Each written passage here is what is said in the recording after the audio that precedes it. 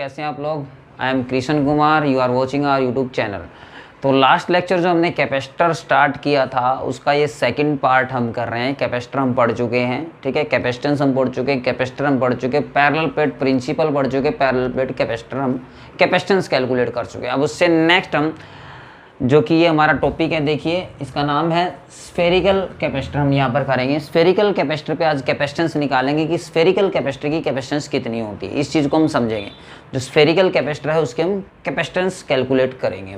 तो उसके लिए हमें स्फेरिकल कैपेसिटर मानना पड़ेगा। दो स्फेरिकल सेल हमें लेनी पड़ेगी। दो स्फेरिकल सेल जो हम लेंगे, एक पॉजिटिव सेल लेंगे और एक नेगेटिव सेल लेंगे। तो जब भी आप कैपेसिटर बनाएंगे तो एक पॉजिटिव प्लेट होती है, एक नेगेटिव प्लेट होती है। ये बात हमेशा ध्यान रखनी है, बिकॉज उनके जो आउटर साइड होती है, जैसे हमने थोड़ा सा वैसे बता रहा हूँ आपको, ये पॉजिटिव प्लेट, ये नेगेटिव प्लेट। तो जो पॉजिटिव प्लेट होती है और जो नेगेटिव प्लेट होती है, तो इनके बीच में ही इलेक्ट्रिक फील्ड होता है। जनरली जो भी वैल्यू होती है अकॉर्डिंग टू दिस शेप, यहाँ पे और यहाँ पे इलेक्ट्रिक फील्ड यहाँ पर नहीं होता है, ठीक है। You know that, positive and negative के केस में, ठीक है। और जब दोनों ही पॉजिटिव हो तो बीच में जीरो वैल्यू होती है। तो यहाँ पर पॉजिटिव और नेगेटिव लेनी है आपको प्लेट, जिसका आप कैपेसिटेंस कैलकुलेट कर सकते हैं पैरेलल प्लेट कैपेसिटर बनाने के बाद। अब नेक्स्ट हम इसमें देखते हैं। तो हमारे पास क्या करना है, हमने स्फेरिकल कैपेसिटर, ये कैपेसिटर लिखा हुआ है, ध्यान से पढ़ लीजिएगा, ठीक है। A spherical capacitor consists two concentric spherical cell। Concentric एक सेंटर होगा जो कॉमन होगा दोनों में, ठीक है। तो दो स्फेरिकल सेल लेंगे, एक पे पॉजिटिव चार्ज एंड एक पे नेगेटिव चार्ज बनाते हैं। देखिए तो ये हमने एक नेगेटिव चार्ज प्लेट बना ली है और इसके बाहर हमने पॉजिटिव चार्ज प्लेट बना ली है, ठीक है। तो इस प्लेट पे पॉजिटिव चार्ज है और इस प्लेट पे नेगेटिव चार्ज है। लिख देते हैं हम, ये नेगेटिव चार्ज है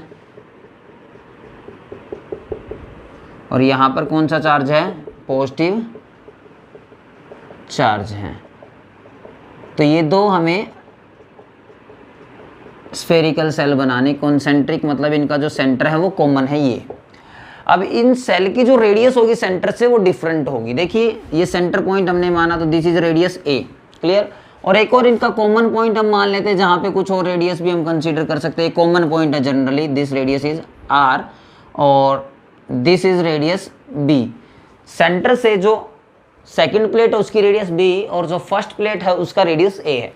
और हमें ऑलरेडी पता है जो हमारी इलेक्ट्रिक फील्ड लाइन मूव करती है वो पॉजिटिव टू नेगेटिव मूव करती है। तो पॉजिटिव चार्ज ये प्लेट है हमारे पास, नेगेटिव चार्ज ये प्लेट है।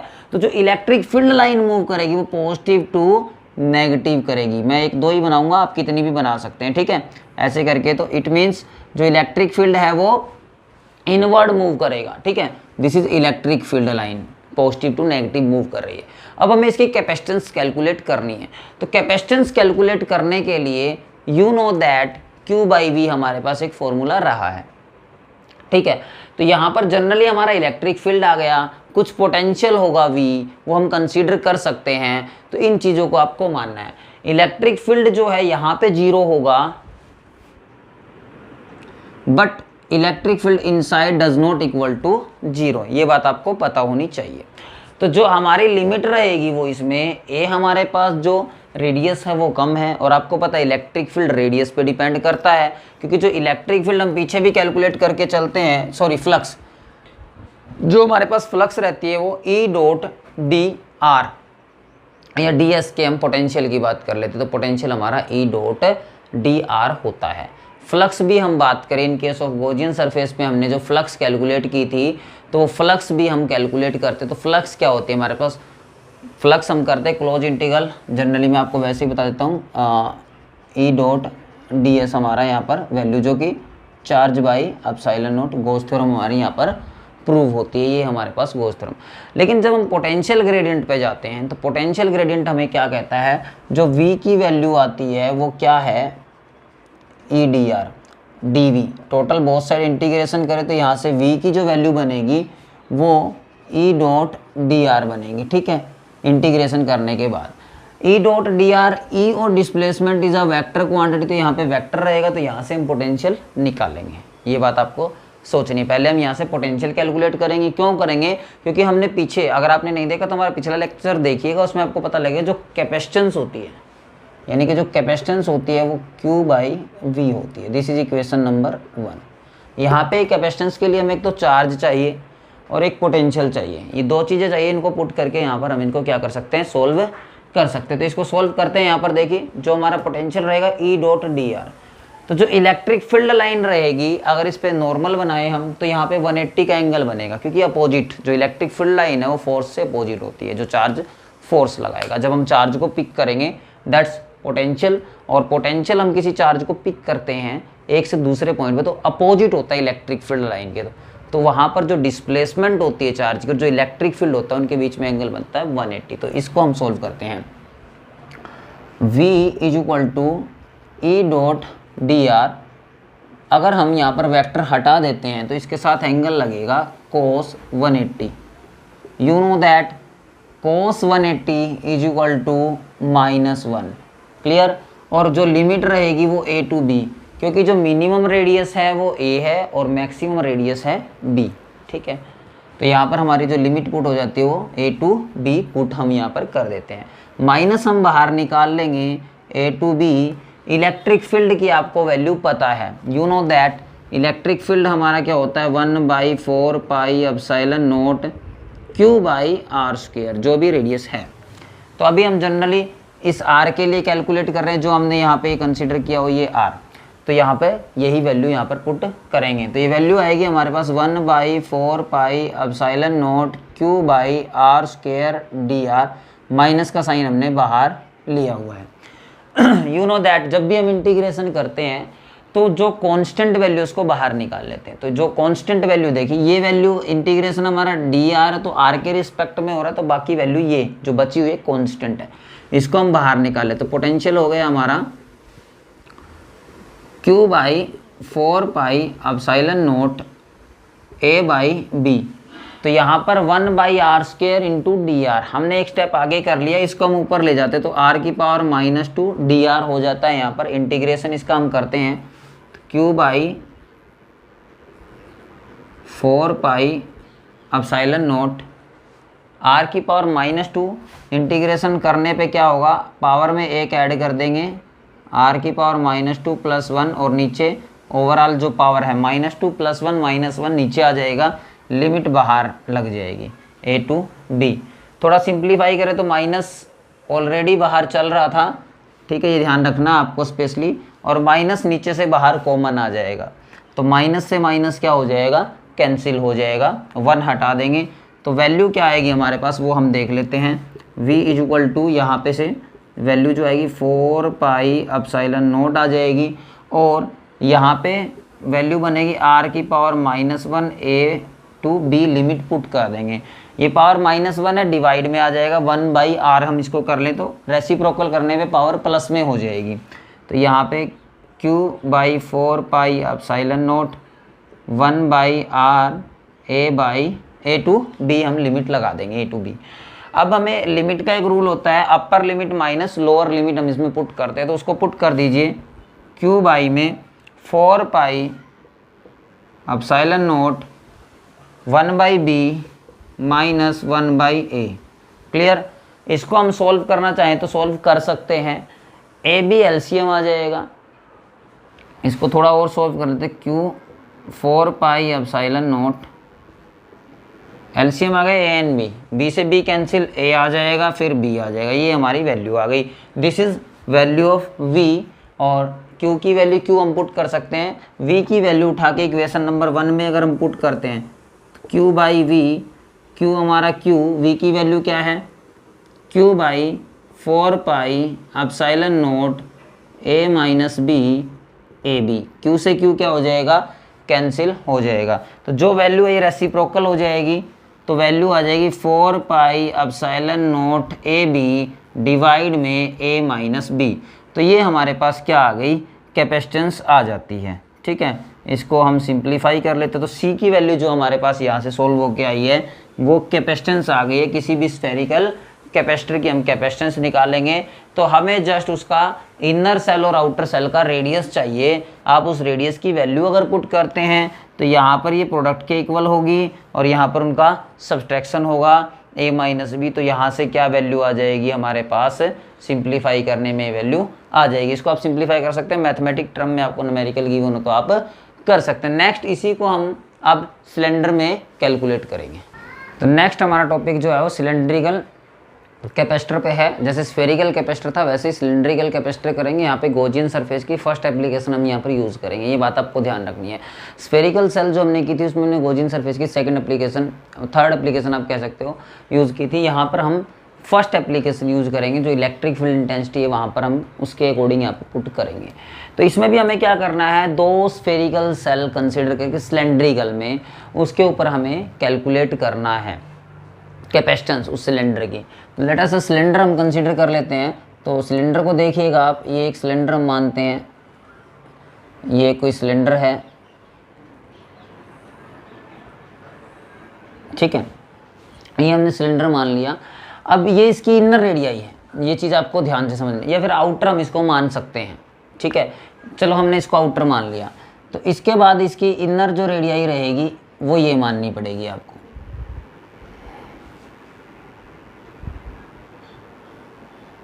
ठीक है।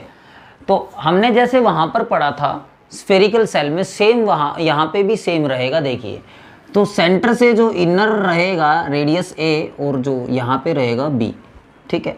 उसके बाद इस सिलेंडर की कोई ना कोई लेंथ होगी जो कि हम एल कंसीडर करके चलेंगे। लेंथ में कोई बदलाव नहीं होगा, हाँ ऊपर की रेडियस में बदलाव होगा इनर और आउटर सेल में। इसके मिड की हम एक चीज़ कॉमन मान लेंगे, जैसे उसमें मानी थी हमने, तो इसका रेडियस हम कितना मान लेंगे, आर, स्मॉल आर हम कंसीडर कर सकते हैं। तो यहाँ पर ये सिलेंडर जिसकी लेंथ लैम्डा, और इसकी अगर हम लीनियर चार्ज डेंसिटी निकालें तो हमारे पास लैम्डा आएगी। Linear charge density you know that lambda होती है हमारी, ठीक है। तो लेंथ के केस में लैम्डा। तो हम गॉसियन सरफेस से कंसीडर करेंगे सेम केस। तो inside electric field you know that यहाँ पर जीरो रहेगा, यहाँ पर जीरो नहीं होगा। बाद वाली जो प्लेट रहेगी ये पॉजिटिव रहेगी, अंदर वाली जो रहेगी ये नेगेटिव रहेगी। तो इलेक्ट्रिक फील्ड लाइन आउटसाइड से इनवर्ड आएगी, जो कि हमने पिछले हमारे टॉपिक में किया था। उसी तरीके से यहाँ पे करेंगे। तो गॉसियन सरफेस से इसको सोल्व करते तो गॉसियन सरफेस ही हम लेंगे। इन case of linear charge density भी हम यहाँ पर पहली एप्लीकेशन जो थी, एक हम कोई लेंथ के लिए, इनफाइनाइट लेंथ हो किसी भी वायर की, उसके लिए हम यहाँ पर कैलकुलेट करेंगे। तो देखिए कैसे कैलकुलेट करेंगे। तो फ्लक्स जो होती है हमारी इलेक्ट्रिक फील्ड में, वो हमारे पास ई डॉट डी एस या डी एल आप कर सकते हो, यहाँ पर कोई इशू नहीं है। डी आर कर लीजिए, उससे कोई फर्क नहीं पड़ता, ठीक है। जो कि हमारे पास चार्ज बाई एप्सिलॉन नॉट होती है। इसको मैं डायरेक्टली यूज़ करूँगा, आप जो हमारी गॉसियन थ्योरम थी। तो यहाँ पर इलेक्ट्रिक फील्ड को हम इलेक्ट्रिक फील्ड जो लेंथ रहेगी सिलेंडर का, सॉरी जो लेंथ की जगह पे एरिया हम यूज़ करते थे, तो जो एरिया यहाँ पर रहेगा पूरे सिलेंडर का वो 2 पाई आर एल या 2 पाई आर एच हम यूज़ कर सकते हैं, 2 pi R L. Surface charge density sigma होती है, लेकिन यहाँ पर लीनियर चार्ज डेंसिटी यूज़ करनी है, तो लैम्डा जो कि चार्ज बाई लेंथ होगी, और चार्ज की वैल्यू अगर आप यहाँ पुट करते तो लैम्डा एल यहाँ पर आ जाएगी। तो यहाँ पर चार्ज की वैल्यू मैंने लैम्डा एल पुट कर दी और एप्सिलॉन नॉट इसके नीचे था, तो एल से एल क्या हो जाएगा, कैंसिल। यहाँ से अगर आप इलेक्ट्रिक फील्ड सोल्व करोगे तो यहाँ पे ये वैल्यू आएगी lambda by 2 pi R epsilon naught. ये इलेक्ट्रिक फील्ड है, ठीक है। तो ये इलेक्ट्रिक फील्ड है हमारे पास, जो कि हमने यहाँ पे यूज़ कर लिया। जैसे हमने पिछले टॉपिक में हमारे पोटेंशियल कैलकुलेट किया था, यहाँ भी पोटेंशियल, क्योंकि बाद में हमें कैपेसिटेंस ही निकालना है, बाद में हमें कैलकुलेट करना है कैपेसिटेंस, जो कि होता है क्यू बाई वी, कैपेसिटेंस ही निकालेंगे। तो यहाँ पर सेम वही, इसकी आप डेफिनेशंस में कुछ भी डेफिनेशन लिखने है, आप कुछ भी कंसिडर कर सकते हैं कि एक सेल ए है, रेडियस ए हो गया उसका, अनदर सेल का रेडियस बी हो गया, पॉजिटिव नेगेटिव इनवर्ड सब कुछ आप लिख सकते हैं, ठीक है। तो यूनिफॉर्म चार्ज डेंसिटी हम लेंगे, जो कि हमारी लैम्डा रहेगी, वो प्लस और माइनस रहेगी अकॉर्डिंग टू सेल के। इनर सेल की माइनस लैम्डा, आउटर सेल की प्लस लैम्डा हमारी यहाँ पर रहेगी। तो यहाँ पर हमारे पास इलेक्ट्रिक फील्ड आ गया। तो पोटेंशियल क्या होता है हमारे पास, उसको आप देखिए माइनस में ई डॉट डी आर, ठीक है। और अगर हम इसको कैलकुलेट करते तो ए टू बी लिमिट यहाँ पर लगेगी, तो ए टू बी यहाँ पर लिमिट जाएगी negative E dot D are, दोनों के बीच में एंगल बनेगा cos 180। तो ए टू बी cos 180 पे -1 यहाँ पर होता है, इसका -1 अगर हम पुट करते हैं तो माइनस और माइनस प्लस हो जाएगा, it means A to B अंदर रह जाएगा E dot D R, clear. और ई की वैल्यू हमारे पास lambda by 2 pi R epsilon nought है, जो हम इसमें पुट कर सकते हैं। तो करते हैं इसमें put, A to B E की वैल्यू हमारे पास lambda by 2 pi R epsilon nought into D R, तो ये हमारे पास वैल्यू है ई की, तो यहाँ पर आ गई। और जैसा कि हमने पीछे किया था, इसमें जो कांस्टेंट टर्म है वो बाहर आ जाएगी, आर और डी आर अंदर रहेगा, बाकी चीज़ें कहाँ आ जाएगी, बाहर आ जाएगी। तो उसको हम बाहर निकाल लेते हैं। तो v की वैल्यू आएगी हमारे पास lambda by 2 pi epsilon not A to B 1 by R D R. 1 by R का हम जैसे पीछे किया था पावर माइनस में ले जाके नहीं कर सकते, और आप आगे मैथ में इंटीग्रेशन चैप्टर भी कंप्लीट पढ़ोगे तो आपको पता लगेगा 1 बाई आर का हमारे पास जो इंटीग्रेशन होता है लॉग में होता है। ये बात याद रखना, कभी भी 1 बाई एक्स डी एक्स का आपको इंटीग्रेशन करना तो log x हम यहाँ पर करेंगे। तो इट्स मीन्स यहाँ पर x की जगह r है तो log r हो जाएगा। तो lambda by 2 pi epsilon naught, इसकी वैल्यू जो रहेगी वो रहेगी अब log r a to b।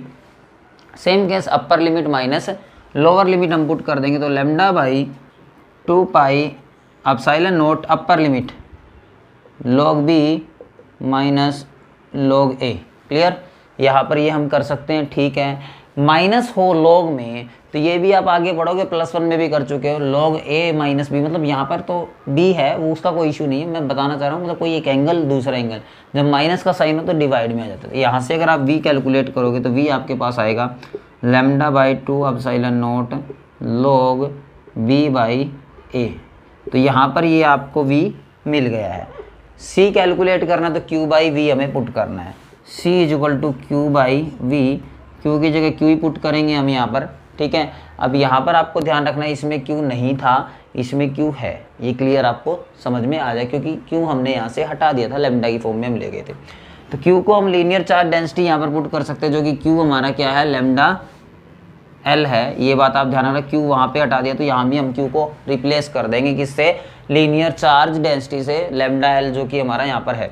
उसके बाद यहाँ वैल्यू वी की वैल्यू पुट करेंगे lambda by 2 pi epsilon not log b by a। Lambda से लैम्डा कैंसिल हो जाएगा, ये चीज़ ऊपर चली जाएगी, तो वैल्यू आएगी हमारे पास 2 पाई एप्सिलॉन नॉट l ऊपर आ जाएगा log b बाई a। ये हमारे पास कैपेसिटेंस आ जाएगी। तो कैपेसिटेंस अगर आप कोई भी निकालोगे तो ये आएगी 2 pi epsilon not l log b by a। तो यहाँ पे ये हमारे पास एक स्फेरिकल सिलेंड्रिकल कैपेसिटर की क्या आ जाएगी, कैपेसिटेंस आ जाएगी, जो कि लेंथ ऑफ सिलेंडर पे डिपेंड करती है और जो सेल है उनके रेडियस पे डिपेंड करती है, परमिटिविटी पे डिपेंड करती है। अगर फ्री स्पेस की है तो कोई इशू नहीं है, अगर मीडियम में है तो 2 पाई कांस्टेंट रहेगा यहाँ पर, उसका भी कोई इशू नहीं है, ठीक है। तो ये हमारे पास जो टॉपिक था हमारा हो गया है। तो नेक्स्ट टॉपिक हमारा रहेगा कॉम्बिनेशन ऑफ कैपेसिटर्स।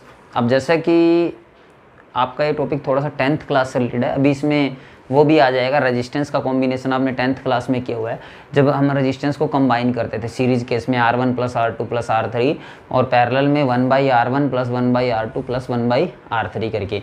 तो यहाँ पर कैपेसिटर आ गया है, तो कैपेसिटर को पहले करेंगे, रेजिस्टेंस भी आएगा नेक्स्ट यूनिट में आएगा, आपके चैप्टर नंबर 3 में आएगा, करंट एंड इलेक्ट्रिसिटी चैप्टर जब आप पढ़ोगे। तो फिलहाल हम करते हैं कॉम्बिनेशन ऑफ कैपेसिटर। क्या है हमारे पास, कैपेसिटर को कंबाइन करना।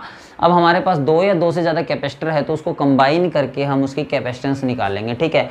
ये क्यों ज़रूरी पड़ा इसके लिए भी आपको समझाएंगे, इस पर 1-2 न्यूमेरिकल बता के आपको कि ये कॉम्बिनेशन ज़रूरी क्यों है। अगर आप कोई सर्किट देखते हो उसमें बहुत सारे कैपेसिटर होते हैं, क्यों ऐसा होता है। जनरली कई बार हमारे पास एक प्रॉपर वैल्यू का कैपेसिटर ना हो तो हम उसका भी यूज़ यहाँ पर कैपेसिटर को कंबाइन करके उस स्पेसिफिक वैल्यू को निकालने के लिए कर सकते हैं, ठीक है। तो कॉम्बिनेशन ऑफ कैपेसिटर हमारा टॉपिक रहेगा, कॉम्बिनेशन ऑफ कैपेसिटर्स। तो कॉम्बिनेशन हमारे पास 2 तरह के होते हैं, series combination and parallel combination. ये चीज़ आपको समझ में आ जानी चाहिए या आपको पहले से ही पता है। एक ग्रुप में भी कर सकते हो सीरीज और पैरेलल इकट्ठा लगा के, लेकिन आपके जो सिलेबस में वो सीरीज और पैरेलल कॉम्बिनेशन है। तो फर्स्ट हमारे पास जो होता है वो सीरीज कॉम्बिनेशन होता है, सेकंड जो हमारे पास होता है पैरेलल कॉम्बिनेशन होता है। तो 1 बाई 1 हम यहाँ पर डिस्कस करेंगे, सीरीज कॉम्बिनेशन, उसका डायग्राम और उसमें क्या क्या होता है, क्या चीज़ डिवाइड होती है, क्या चीज़ सेम रहती है, इस चीज़ को आपको समझना है। तो फर्स्ट हमारे पास केस हम लेंगे सीरीज कॉम्बिनेशन। तो हम लिखेंगे सीरीज कॉम्बिनेशन को, पहले डायग्राम से ड्रॉ कर लेते हैं, when we are connected 2 or more capacitor in series that is called series combination. 2 या 2 से ज़्यादा कैपेसिटर जब हम एक सीरीज में लगा देते हैं तो उसको हम सीरीज कॉम्बिनेशन बोलते हैं। ये हमने पोटेंशियल लगा दिया। अब आप सोच रहे हो हम कैपेसिटर तो लगाए नहीं, उसको लगाएंगे अभी। तो पोटेंशियल हमारा V रहेगा सर्किट के अंदर, जहाँ जहाँ हमें लगाने हैं कैपेसिटर उसको हमने ऐसे कर दिया, ठीक है। तो ये हमारा एक कैपेसिटर हो गया जिसकी कैपेसिटेंस C1 हो गई, ये दूसरा कैपेसिटर हो गया जिसकी कैपेसिटेंस C2 हो गई, और ये तीसरा कैपेसिटर हो गया जिसकी कैपेसिटेंस C3 हो गई। ऐसे हम कितने भी कंसीडर कर सकते हैं n टाइम, ठीक है, n तक, सो ऑन n हमारे कैपेसिटर सीरीज में हम कल फिलहाल हम 3 के लिए एक फॉर्मूला बना रहे थे, जर्नल फॉर्मूला, फिर n के लिए वही चलेगा। तो in case of series combination let us consider C1 C2 C3 are 3 capacitor are connected in series and V is the applied potential, ठीक है, V is the applied potential and Q is the charge flow in this circuit. ये 3 चीजें हमें पता होना चाहिए, ठीक है। Let us C1 C2 and C3 are capacitors connected in the series। जैसे आप इनको क्या करते हैं, सीरीज में कनेक्ट करते हैं। In case of series combination potential become divided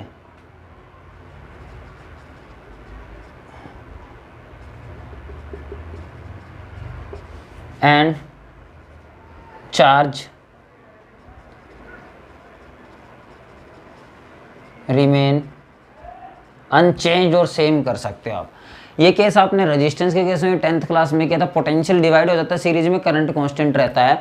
यहाँ पर कंसेप्ट चार्ज और पोटेंशियल, क्योंकि जो कैपेसिटर होता है हमारा वो चार्ज बाई पोटेंशियल है, तो चार्ज और पोटेंशियल से सोल्व करेंगे। वहाँ पे ओम्स लॉ था V equal to I R, तो V और I का कंसेप्ट था, यहाँ पर V और Q का कंसेप्ट है। तो लेट हमने इसमें चार्ज Q मानना है, कैपेसिटेंस C1 C2 C3 मानने हैं, और पोटेंशियल हमारा डिवाइड होता है सीरीज कॉम्बिनेशन में, और चार्ज क्या रहता है, बिकम कांस्टेंट। तो जो भी चीज़ हमारी डिवाइड होती है, बात आपको हमेशा ध्यान रखनी, जो भी चीज़ डिवाइड होती है उसका टोटल निकालेंगे। तो लेट अस कंसीडर, हमें मानना पड़ेगा कि इसके पास कुछ पोटेंशियल चला जाता है V1, देन नेक्स्ट के पास V2 और नेक्स्ट के पास V3, ऐसे पोटेंशियल जाता है, ठीक है, V1 V2 V3 ऐसे सो ऑन आगे तक। और चार्ज बिकम सभी के पास सेम जाएगा, Q, चार्ज में कोई चेंज नहीं आएगा। तो टोटल पोटेंशियल हम फाइंड कर लेंगे यहाँ पर, total potential V1 plus V2 plus V3 clear is equal to V हम कह सकते हैं।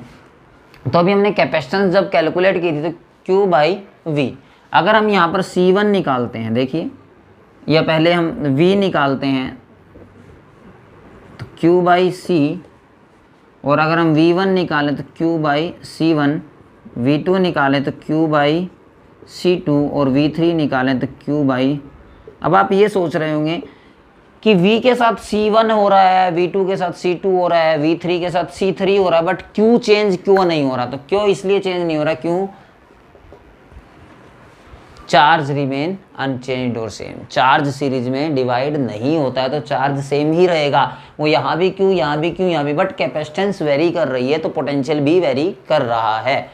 तो यहाँ पे हम इनकी वैल्यू पुट करते हैं तो V इज इक्वल टू हमारे पास V1 plus V2 plus V3 रहता है। तो V की value in case of Q by C S हम यहाँ पर लगा लेंगे। इक्विवेलेंट कैपेसिटेंस निकाल रहे हैं, इक्विवेलेंट मतलब टोटल, तो कैपेसिटेंस निकाल रहे हैं, सीरीज में है तो सी एस हम यूज़ कर लेंगे। सी एस का मतलब सीरीज कॉम्बिनेशन। यहाँ पर Q by C1, Q by C2 और Q बाई C3 वैल्यू हम पुट कर सकते हैं। Q कॉमन आ जाएगा यहाँ से, Q by C S is equal to Q common ले लेते हैं, 1 by C1, 1 by C2, 1 by C3 सोन चलता रहेगा। अगर आगे भी माना हुआ है तो ये आ जाएगा 1 by C S is equal to 1 by C1 plus 1 by C2 plus 1 by C3 so on चलता भी रहेगा अगर आगे भी है। तो ये हमारा किसी में जाता है सीरीज कॉम्बिनेशन हो जाता है। सीरीज कॉम्बिनेशन में हमारी कैपेसिटेंस हमें पता लगा ऑलवेज रेसिप्रोकल, मतलब एक मिनिमम आएगी। इन केस ऑफ सीरीज कॉम्बिनेशन जो रेजिस्टेंस कैपेसिटेंस रहेगी वो मिनिमम रहेगी, ये बात आपको ध्यान रखनी है। इसका एक एग्जांपल ले लेते हैं। सीरीज कॉम्बिनेशन में मिनिमम कैसे रहेगी। अब हम यहीं पे कंसिडर कर लेते हैं कि ये 2 माइक्रोफैरड है, ये 3 माइक्रोफैरड है और ये 6 माइक्रोफैरड है। तो अब इससे कैपेसिटेंस कितनी बनेगी अगर हम इसको सीरीज में लगाते हैं। तो यहाँ पर ही पुट कर देते हैं 1/2 + 1/6 + 1/3 + 1/6। तो इनका जो एलसीएम आएगा यू नो दैट 6 ही आएगा। तो एलसीएम 6 आएगा, 3 + 2 + 1 = 6/6। It means 1 microfarad. आप देखिए individual capacitance as compare to this capacitance more, ये इससे ज़्यादा है। तो हमें अगर 1 माइक्रोफैरड कैपेसिटेंस नहीं मिल रही थी, कैपेसिटर 1 माइक्रोफैरड का हमें नहीं मिल रहा था, तो 1 माइक्रोफैरड का हम बना सकते हैं। अगर हमारे पास 2 का, 3 का और 6 का पड़ा था तो हमने इसको कंबाइन किया और कितने का बन गया वो 1 माइक्रोफैरड का। तो यहाँ पर हम क्या करते हैं, ये सीरीज कॉम्बिनेशन है कैपेसिटर का। नेक्स्ट हमारा है पैरेलल कॉम्बिनेशन इन कैपेसिटर। सिमिलरली हम पैरेलल कॉम्बिनेशन करेंगे। हम पैरेलल कॉम्बिनेशन को देखेंगे तो इसको रफ नहीं करना, सेम हम रख सकते हैं। तो let us consider capacitor C1, C2, C3 are C1, C2, C3 are capacitors connected in parallel. हमने इनको क्या किया, इन कैपेसिटर को पैरेलल कनेक्ट कर दिया। तो पैरेलल का डायग्राम आप देख लीजिएगा कैसा बनेगा। एक कैपेसिटर आपने यहाँ लगा दिया, एक कैपेसिटर यहाँ लगा दिया, एक कैपेसिटर यहाँ लगा दिया, इनको जोड़ दिया, एक यहाँ पे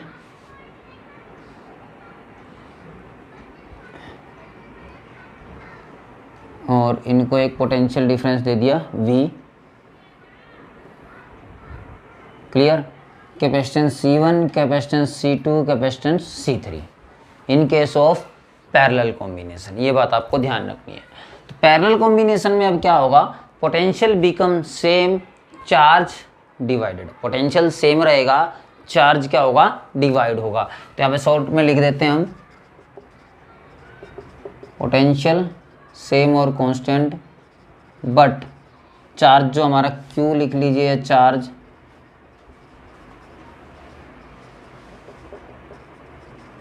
डिवाइड कर सकते हो, डिवाइडेड कर सकते हो, बोथ आर। यहाँ पे देखिए अब, तो यहाँ पे पोटेंशियल हमारा क्या रहेगा, V रहेगा, कैपेसिटेंस C1, C2, C3 जो कि हम पहले से कंसीडर करके चलते हैं। V पोटेंशियल डिफरेंस है, Q चार्ज है। ये चीज़ आप थ्योरेटिकली लिख सकते हैं, इसको समझना है। अब इसका जो कंसेप्ट आएगा वो देखिएगा। तो in case of parallel combination we know that charge become divided. First के पास Q1, सेकंड के पास Q2 और थर्ड के पास Q3 चला गया था। इट मीन्स लास्ट में मैंने आपको समझाया था, जो चीज़ डिवाइड होती है उसका हम क्या निकाल लेंगे, टोटल कैलकुलेट करते हैं। तो टोटल इलेक्ट्रिक चार्ज हमारा क्या आएगा, देख लीजिए, total charge is equal to Q1, Q2, Q3, ये हमारे पास चार्ज आ गया। तो अब फिर वही बात, Q इज इक्वल टू क्या होता है, CV, Q1 is equal to C1V, Q2 is equal to C2V और Q3 is equal to C3V। अब आपको पहले ही पता लग गया, पिछली बार में ही मैंने आपको बताया था कि Q1 है तो यहाँ पर C1 होगा, बट V क्या है, कांस्टेंट, इसलिए V1 नहीं होगा, V2 नहीं होगा, V3 नहीं होगा। तो ये तो समझ गए होंगे आप लोग। तो यहाँ पर जो Q है वो CV के बराबर है। तो यहाँ पे पुट कर लेंगे, इक्वेशन नंबर 1 में वैल्यू रख दीजिए CV। C पैरेलल के केस में P हम यूज़ कर लेंगे, इक्विवेलेंट कैपेसिटेंस हम टोटल निकाल रहे हैं इसकी। तो Q1 की जगह C1V, C2V, C3V हमारा आ जाएगा। V दोनों में कॉमन आ जाएगा, तो C1 + C2 + C3, V से V क्या हो जाएगा, कैंसिल हो जाएगा। तो CP हमारा क्या है, C1 + C2 + C3 आ जाएगा। तो यहाँ पर हमारा जो कैपेसिटर का फॉर्मूला बना है कैपेसिटेंस निकालने का पैरेलल कॉम्बिनेशन में, तो तीनों को हमें ऐड करना है। अब जो हमने 2, 3, 6 वहाँ पर ली थी, अगर वही वैल्यू हम यहाँ पर पुट करें, 2 + 3 + 6, दिस इज़ 11 माइक्रोफैरड वैल्यू आ जाएगी। तो सीरीज़ कॉम्बिनेशन में जो कैपेसिटर थी, कैपेसिटेंस निकालते थे हम लोग, वो मिनिमम आती थी। पैरेलल कॉम्बिनेशन में जो कैपेसिटेंस निकालोगे आप, वो मैक्सिमम आएगी। ये बात आपको ध्यान रखनी है। तो यहाँ पर हमारा टॉपिक हो जाता है combination of capacitor, series and parallel. अब हम नेक्स्ट करेंगे energy stored in a capacitor. तो एनर्जी कितनी स्टोर होती है कैपेसिटर के अंदर। तो जैसा कि हमारा नेक्स्ट टॉपिक हमने बोला था energy stored in a capacitor हम निकालेंगे, बहुत ही इंपॉर्टेंट टॉपिक है, न्यूमेरिकल बेस्ड टॉपिक है ये। जैसे ही आप पैरेलल और सीरीज कॉम्बिनेशन कर चुके तो कैपेसिटर जो हमने लगाए हैं तो वो एनर्जी को भी स्टोर करते हैं। तो कितनी एनर्जी स्टोर करेंगे, पोटेंशियल एनर्जी, जो कि हमने पढ़ा था जब हम चार्ज को कैपेसिटर क्या करता है, चार्ज को स्टोर करता है। और हमने पढ़ा जब हम चार्ज को एक पॉइंट से दूसरे पॉइंट पर लेकर आते हैं तो पोटेंशियल, अगर वो यूनिट पॉजिटिव चार्ज हो, अगर वो चार्ज यूनिट पॉजिटिव यानी कि 1 से अलग है, कुछ भी है 1 के अलावा उसके लिए, तो वो पोटेंशियल एनर्जी होगी। तो यानी कि जो कैपेसिटर है वो चार्ज को ही लेके आ रहे हैं, हम 1 बाई 1 चार्ज उसके अंदर स्टोर होते जा रहे हैं, और चार्ज उसके अंदर स्टोर होते जा रहे हैं, तो इसका मतलब कहीं ना कहीं वो वर्क कर रहा है, और वर्क कर रहा है तो उसको किस में होगा, वो एनर्जी की फॉर्म में होगा। तो यहाँ पे देखिए when a capacitor is charge by a battery work is done by a battery, this work is store in the capacitor in the form of electrostatic potential energy. तो जो वर्क होगा वो पोटेंशियल एनर्जी की form में होगा, ये हमें पता होना चाहिए। तो डायग्राम हम बना लेंगे। Late us consider electric circuit, C is capacitance and V is potential and Q is charge flow। Potential V, charge Q flow कर रहा है, कैपेसिटेंस कितनी है, C है। तो इसमें हमें वर्क डन कैलकुलेट करना, और वर्क डन क्या होता है, एनर्जी होती है, तो वर्क डन निकालना है, ये हमें ध्यान रखना है।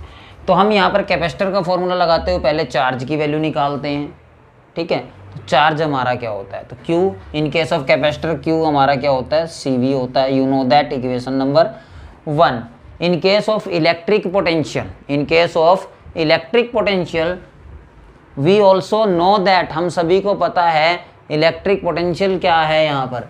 तो जो अगर हमारा पोटेंशियल की बात करें तो हम वर्क बाई चार्ज होता है हमारे पास पोटेंशियल, जो पोटेंशियल होता है वो वर्क बाई चार्ज, कितना वर्क किया, कितने चार्ज पे किया, दिस इज पोटेंशियल। तो पोटेंशियल होता है हमारा small potential, small work done by charge होता है हमारा, ये आपको पता होना। जो पोटेंशियल होता है वो वर्क बाई चार्ज होता है, कितना आपने पोटेंशियल किया, कितने चार्ज पे किया। क्लियर, यहाँ से पोटेंशियल आ गया हमारा, ये वर्क। तो अगर हम यहाँ से वर्क कैलकुलेट करें तो वर्क हमारा क्या होगा, Q/dV। अगर हम इसको टोटल निकालना चाहें तो टोटल निकालने के लिए क्या करना पड़ेगा, both side integration. Small work done के लिए पोटेंशियल हमारा स्मॉल होगा, बोथ साइड अगर हम इंटीग्रेशन कर देते तो टोटल हमारे पास वर्क आ जाएगा। तो dW का टोटल वर्क W हो जाएगा, Q की वैल्यू वहाँ पर ऑलरेडी है CV/dV। क्लियर, यहाँ पर हमारे पास कोई वैल्यू नहीं है कि पोटेंशियल कितना है, कितने से भी कितना हो सकता है, वो लिमिट अगर आपको दे तो डेफिनेट आप कर सकते हैं, अदरवाइज आप इसको सिंपल कर सकते हैं। तो कांस्टेंट टर्म बाहर अंदर V/dV, और V का अगर आप इंटीग्रेशन करते हैं तो V²/2 हो जाएगा। तो यहाँ पर जो एनर्जी, वर्क एनर्जी के इक्वल होता है तो CV²/2।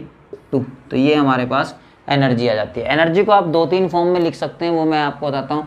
यहाँ पर ये फर्स्ट हम मान सकते हैं। सेकंड, अगर आपको यहाँ पर C और V में है, अगर आप चाहते हो C और Q में निकालना तो V रिप्लेस करना पड़ेगा, और V और Q में निकालना तो C रिप्लेस करना पड़ेगा। तो अगर हम बात करें V की तो we know that Q is equal to CV। तो V यहाँ से अगर हम कैलकुलेट करना चाहें तो V आएगा Q/C, Q/C। तो V² क्या आएगा, Q²/C², वो हम इसमें पुट कर लेंगे तो वैल्यू आएगी Q²/C², एक C कैंसिल हो जाएगा तो वैल्यू आ जाएगी Q²/C, 2 नीचे रहेगा, ठीक है, 2C। तो एनर्जी आ गई हमारे पास Q²/2C। तो ये सेकंड फॉर्मूला हमारा बन जाता है अगर आपको एनर्जी कैलकुलेट करनी है। थर्ड, ये Q और C में आ गया, C और V में। अब V और Q में हमें चाहिए तो C को रिप्लेस कर देते हैं यहाँ से, C यहाँ से निकालेंगे तो Q/V होगा, इसी में पुट करते हैं तो C अगर हम यहाँ पे निकालेंगे तो Q/V होगा, और यहाँ पे V²/2 चल रहा है तो एक V यहाँ पे कैंसिल, तो QV/2 हो जाएगा। तो यहाँ पे एनर्जी जो हमारे पास आएगी QV/2, ये इक्वेशन नंबर 3। तो ये energy store in a capacitor है। इसकी थ्योरी आप खुद लिख सकते हो। Late us consider electric circuit विच कैपेसिटर C, ठीक है, और charge Q and potential applied on the terminal is V। ऐसे करके आप इसको लिख सकते हो। तो ये हमारा टॉपिक कंप्लीट हो जाता है। नेक्स्ट टॉपिक में हम करेंगे पोलराइजिंग डेंसिटी वगैरह, और बहुत सारे टॉपिक अभी हमारे कंडक्टिंग और dielectrics lab most important topic रहता है। लास्ट लेक्चर रहेगा हमारा, नेक्स्ट जो रहेगा कैपेसिटर कंप्लीट कर देंगे। तो थैंक यू स्टूडेंट्स, आप हमारे साथ बने रहिए।